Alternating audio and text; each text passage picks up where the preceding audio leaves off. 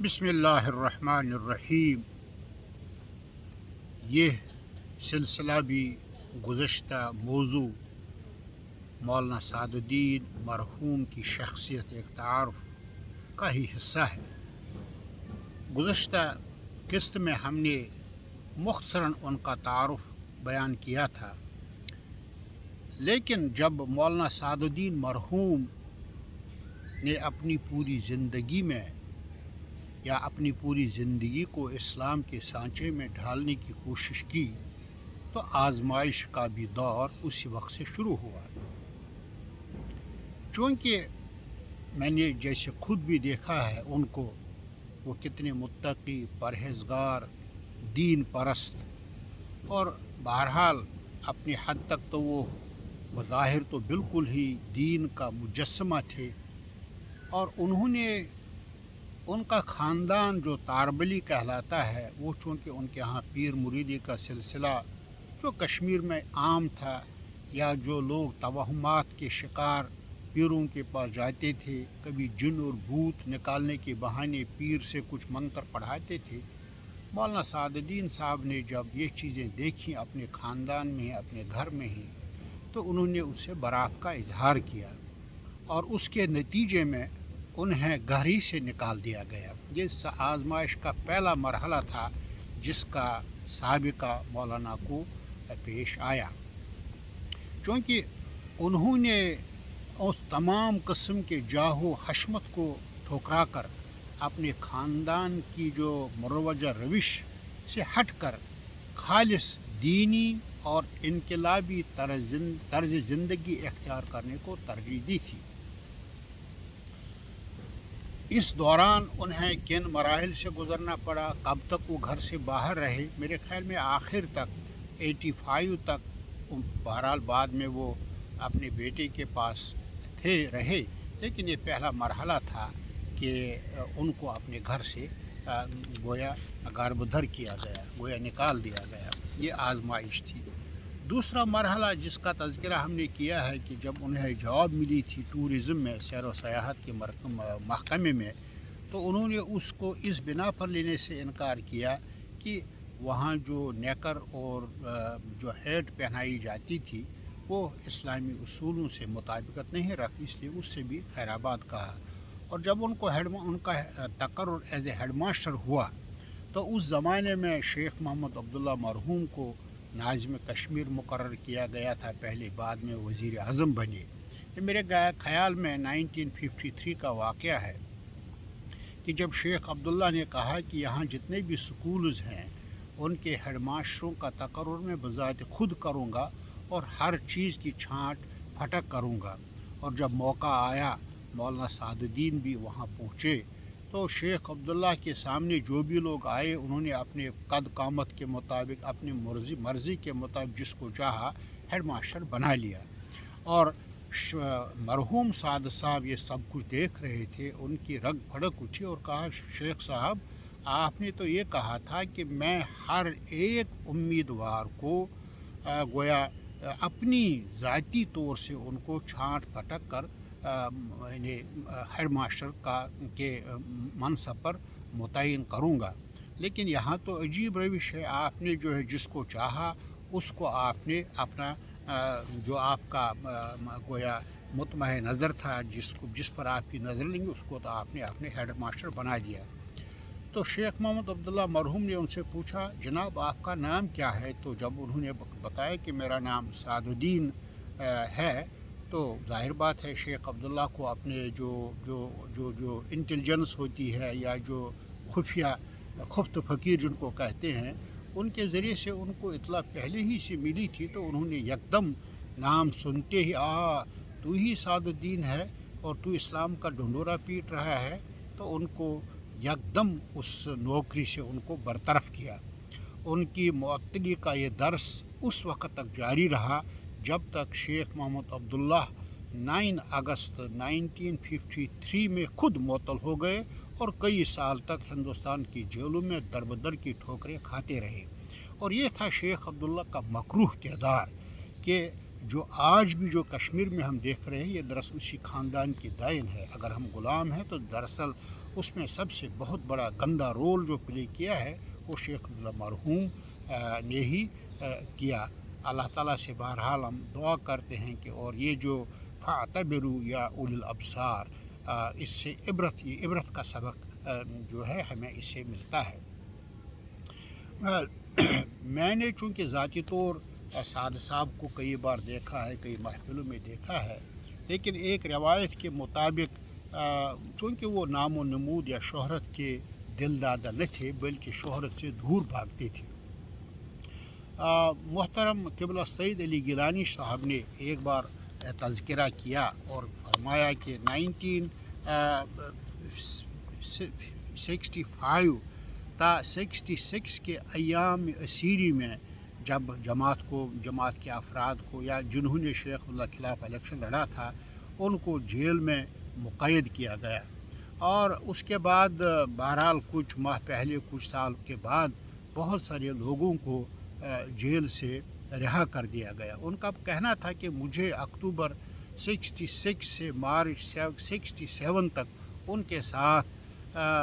Jail میں بہت ہی قربت رہی، اور جماعت سے وابستہ جملہ افراد کو پہلے ہی رہا کر دیا گیا تھا اور سعد الدین صاحب اور گیلانی صاحب کو جیل ہی میں رہنے دیا گیا۔ اس عرصے میں مولانا مرحوم محمد سعید مسعودی رحمہ اللہ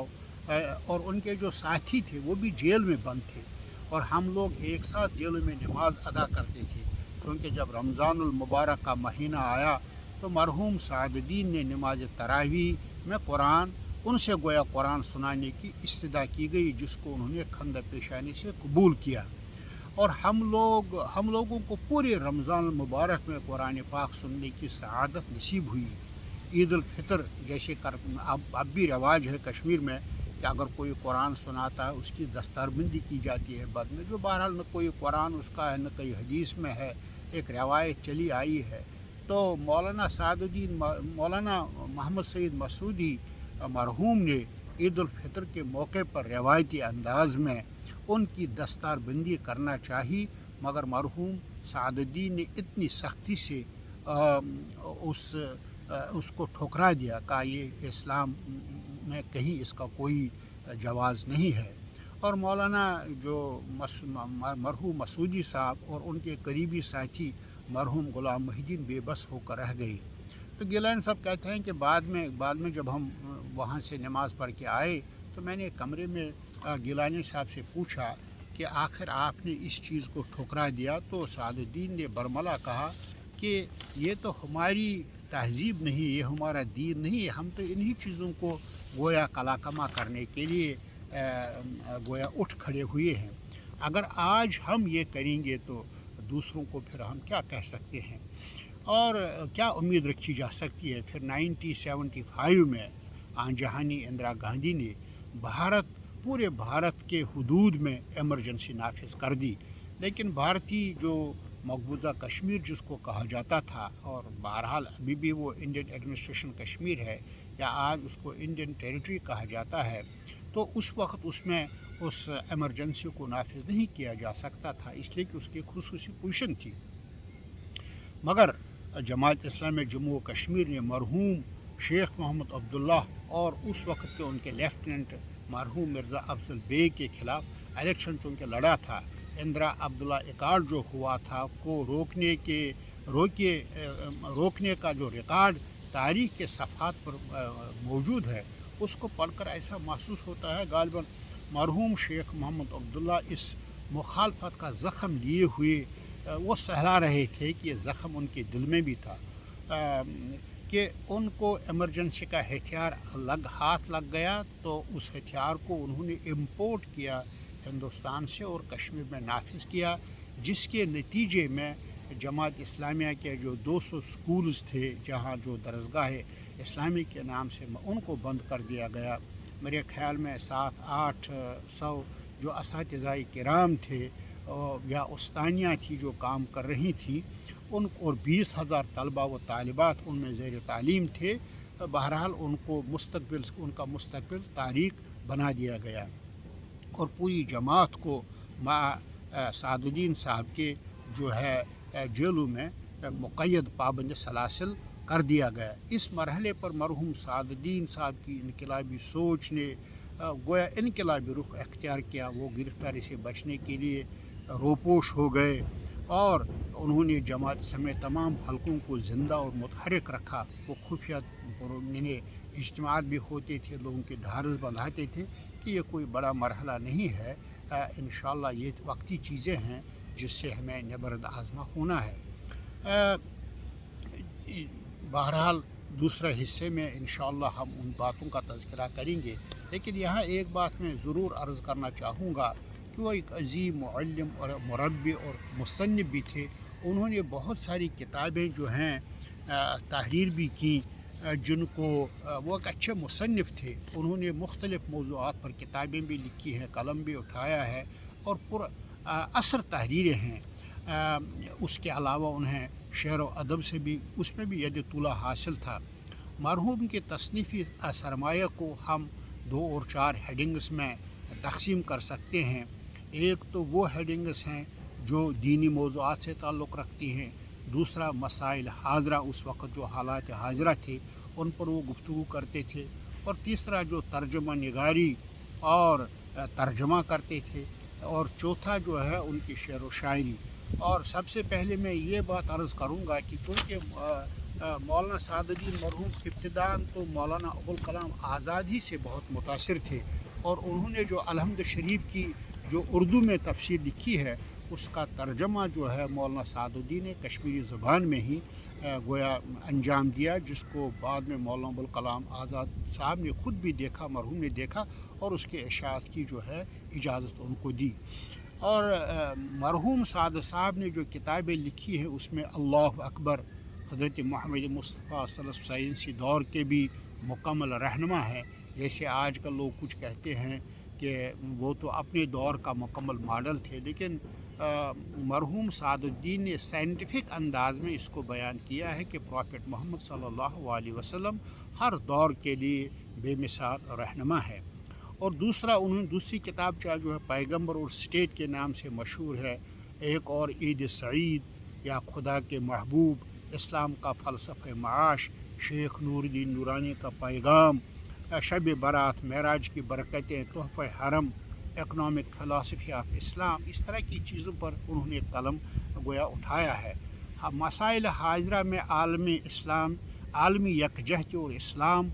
की क्या तालीमात है, इस पर उन्हें शेर बहासिल गुफ्तगू की है। उस ज़माने में चूँकि जमात में ज़ाहिर बात है इख्तिलाफ था कि भाई इलेक्शन लड़ना चाहिए नहीं लड़ना चाहिए, तो इस पर बाद में हम गुफ्तगू करेंगे, लेकिन उनका एक रिसाला भी है, पम्पलेट भी है,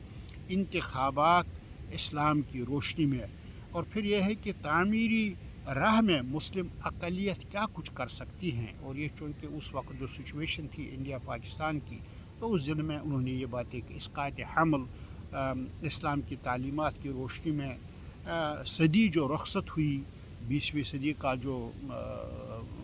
उस वक्त ढंढोरा पीटा जा रहा था कि 21वीं सदी में दाखिल होंगे, ये है उस ज़माने उनका पैगाम।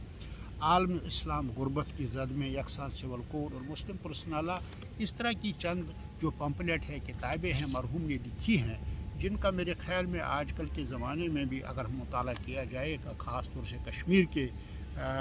पस मंज़र में, तो बहुत ही अच्छा रहेगा। मैं इसको यहाँ पर ही ख़त्म करता हूँ। इंशाअल्लाह नेक्स्ट किस्त में हम उन सियासी नज़रियात का जायज़ा लेने की कोशिश करेंगे जिन पर लोगों ने उंगलियाँ उठाई हैं कि मरहूम साद साहब इनके ख़िलाफ़ थे। बहरहाल उसमें हम सैर हासिल गुफ्तगू करने की कोशिश करेंगे। जज़ाकुमुल्लाहु खैरा, अहसनल जज़ा।